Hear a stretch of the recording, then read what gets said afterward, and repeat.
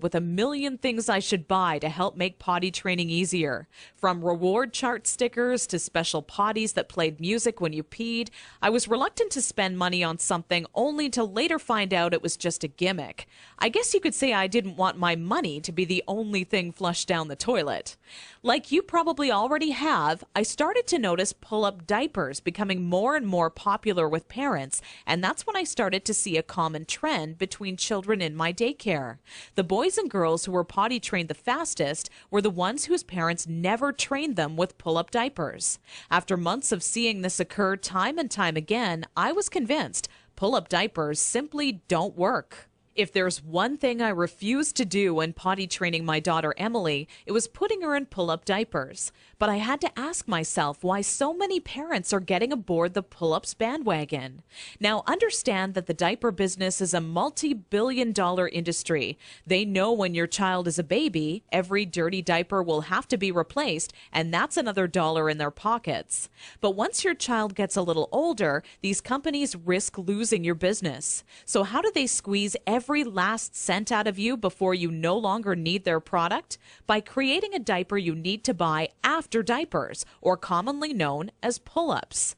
This is all really a ploy for the company to get your business longer. All these companies really care about is how much money they make and sneakily advertise it as some amazing tool for potty training. Without turning this into a boring rant, these diapers will more than triple the amount of time it takes to successfully teach your child how to use the potty.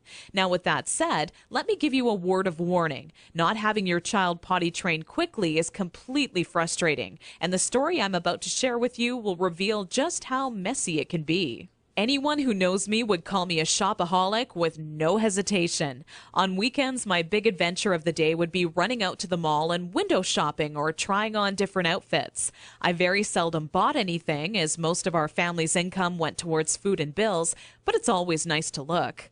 There I was in Saks Fifth Avenue with my little Emily, who was now just 26 months old and in her first week of potty training, when a pair of $348 black silk Prada dress pants leapt off the rack and led me to a change room. Now, I would never spend that on a pair of pants myself, but just had to see how they would look on me. They were a perfect fit, and as I turned my body from left to right, my eyes would stay glued to the mirror, admiring myself in the pants from all sides.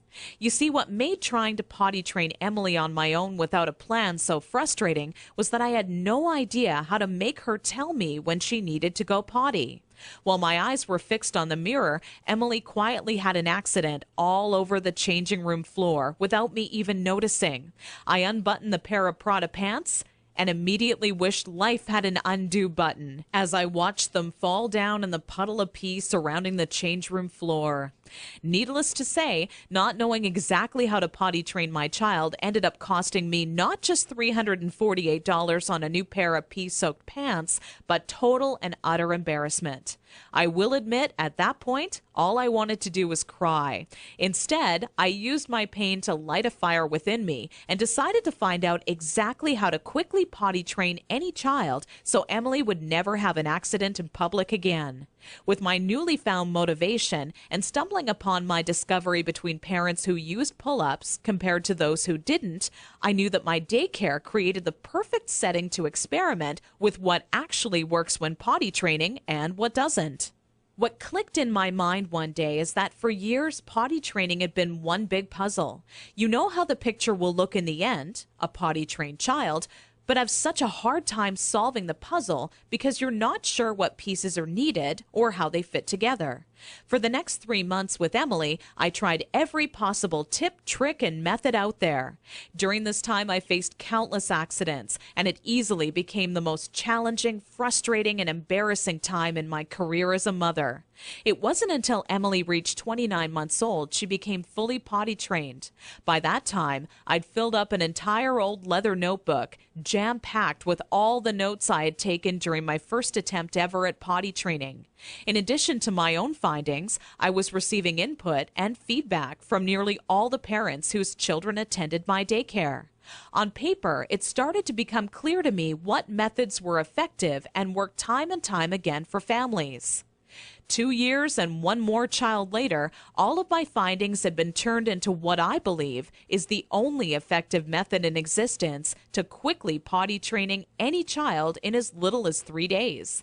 It wasn't until I started giving out copies to all the parents whose children attended my daycare I knew I was on to something big. The next week, parents started approaching me out of the blue, asking, how can I quickly and easily potty train my child?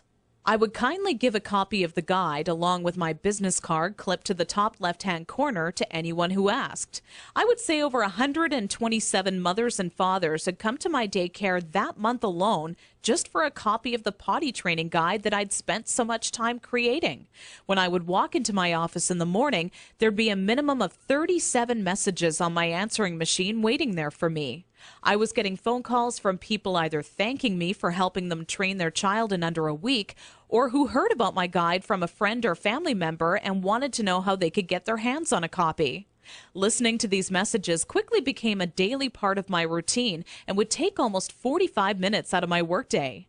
People started to call me an expert potty trainer, and I was flattered, but it was something I definitely never asked for or planned on when setting out to create my personal guide.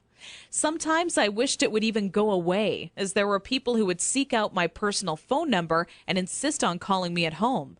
I don't know about you, but running around the house after children is hard enough on its own without constantly running towards or being on the phone. One day, an old friend showed up at my doorstep for a visit unexpectedly. As we sat down for a cup of coffee, she asked, "What's new?" I continued on to tell her about how I stumbled upon a method to potty training children that has